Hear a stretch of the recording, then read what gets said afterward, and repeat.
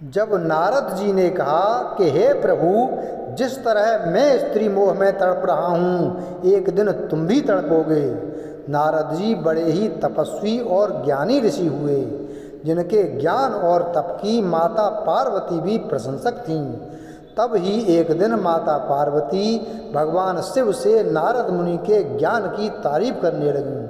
शिव ने पार्वती जी को बताया कि नारद बड़े ही ज्ञानी हैं, लेकिन किसी भी चीज़ का अहंकार अच्छा नहीं होता है। एक बार नारद जी को इसी अहंकार घमंड के कारण बंदर बनना पड़ा था। यह सुनकर माता पार्वती को बहुत आश्चर्य हुआ। उन्होंने श्री शिव भगवान से पूरा कारण जानना चाहा। तब श्री शिव ने बतलाया, इस संसार में कोई कितना भी बड़ा ज्ञानी हो, लेकिन श्री हरि जो चाहते हैं वो उसे बनना ही पड़ता है। नारद को एक बार अपने इसी तप और बुद्धि का अहंकार घमंड हो गया था। इसलिए नारद को सबक सिखाने के लिए श्री विष्णु को एक युक्ति सूझी।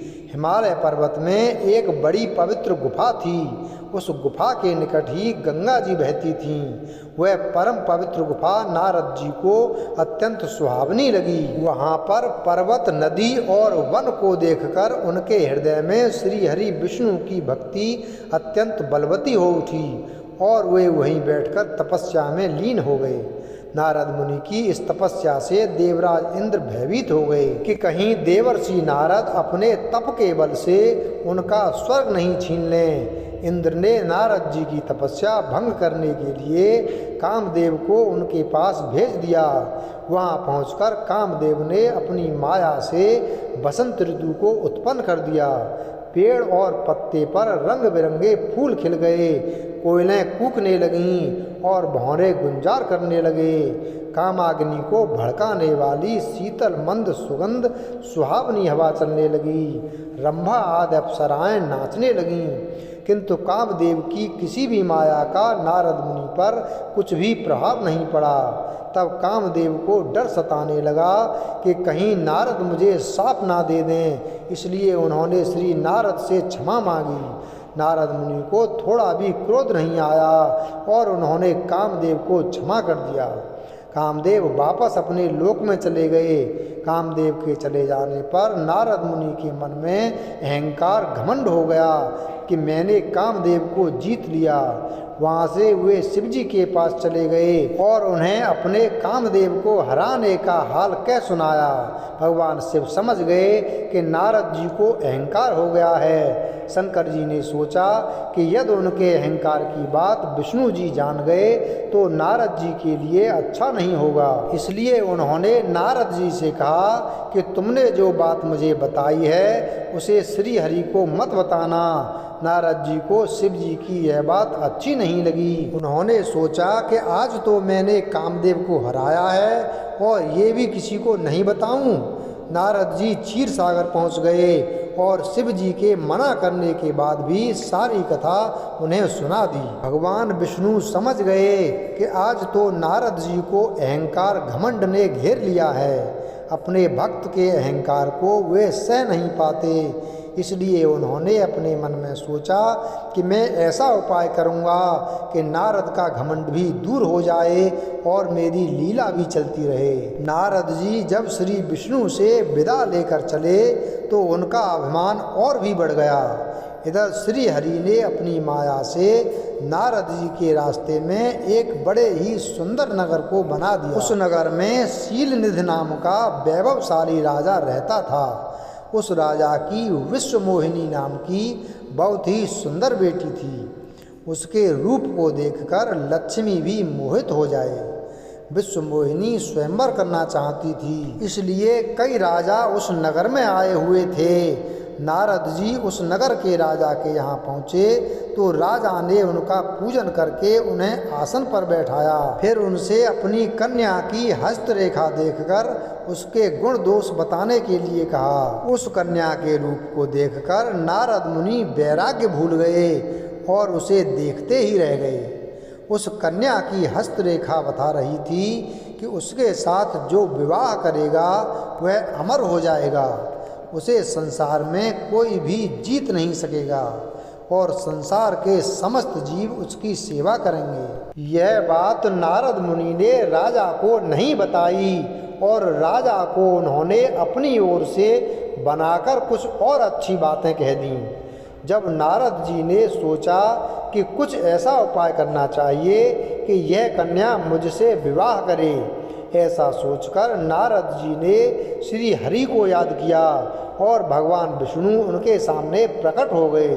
नारद जी ने उन्हें सारी बात बताई और कहने लगे, हे नाथ, आप मुझे अपना सुंदर रूप दे दो ताकि मैं उस कन्या से विवाह कर सकूं। भगवान हरि ने कहा, हे नारद, हम वही करेंगे जिसमें तुम्हारी भलाई हो। यह सारी विष्णु जी की ही माया थी। विष्णु जी ने अपनी माया से नारद जी को बंदर का रूप दे दिया। नारद जी को यह बात समझ में नहीं आई। वो समझे कि मैं बहुत सुंदर लग रहा हूँ। वहाँ पर छिपे हुए शिव जी के दो गणों ने भी इस घटना को देख लिया। ऋषिराज नारद जी तत्काल विश्व मोहिनी के स्वयंवर में पहुँच गए और साथ ही शिव जी के वे दो गण भी ब्राह्मण का रूप बनाकर वहाँ पहुँच गए। वे दोनों गण नारद जी को सुनाकर कहने लगे कि भगवान ने इन्हें इतना सुंदर रूप दिया है कि राजकुमारी सिर्फ इन पर ही रीझेगी। उनकी बातों से नारद जी मन ही मन बहुत खुश हुए। स्वयं भगवान विष्णु भी उस स्वयंवर में एक राजा का रूप धारण कर आ गए। विश्व मोहिनी ने कुरूप नारद की तरफ देखा भी नहीं और राजा रूपी विष्णु भगवान के गले में वरमाला डाल दी। मोह के कारण नारद मुनि की बुद्धि नष्ट हो गई थी। राजकुमारी द्वारा अन्य राजा को वरमाला डालते देख वे परेशान हो उठे। उसी समय शिव जी के गणों ने ताना कसते हुए नारद जी से कहा, जरा दर्पण में अपना मुँह तो देखिए। नारद मुनि ने जल में झांक कर अपना मुँह देखा और अपनी कुरूपता देखकर गुस्सा हो उठे। गुस्से में आकर उन्होंने शिव जी के उन दोनों गणों को राक्षस हो जाने का शाप दे दिया।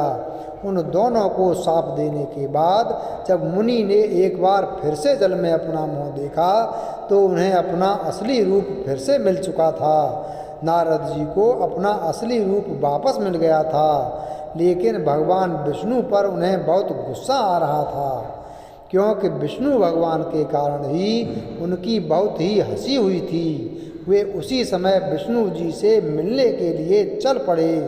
रास्ते में ही उनकी मुलाकात विष्णु जी, जिनके साथ लक्ष्मी जी और विश्व मोहिनी भी थी, से हो गई।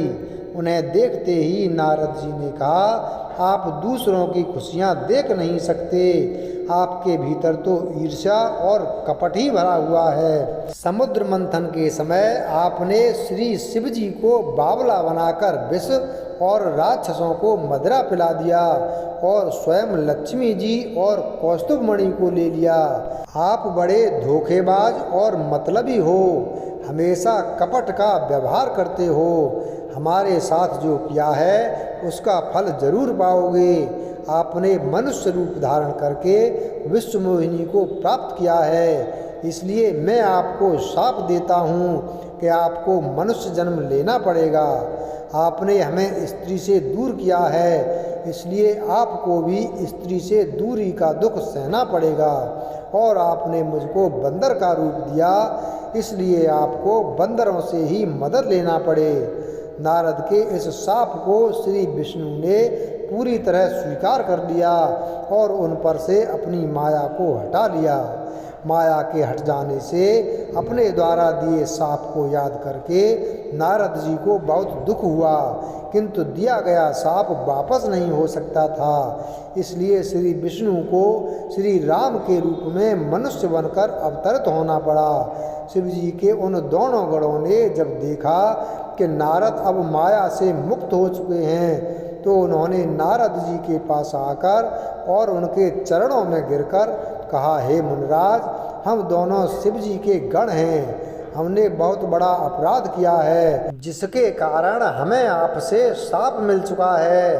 अब हमें अपने शाप से मुक्त करने की कृपा करें। नारद जी बोले, मेरा शाप झूठा नहीं हो सकता, इसलिए तुम दोनों रावण और कुंभकर्ण के रूप में महान ऐश्वर्यशाली बलवान तथा तेजवान राक्षस बनोगे और अपनी भुजाओं के बल से पूरे विश्व पर विजय प्राप्त करोगे।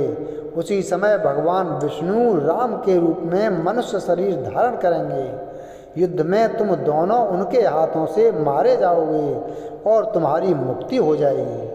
वीडियो अगर पसंद आया हो तो लाइक करें, चैनल को सब्सक्राइब करें और बेल आइकन प्रेस करें। धन्यवाद।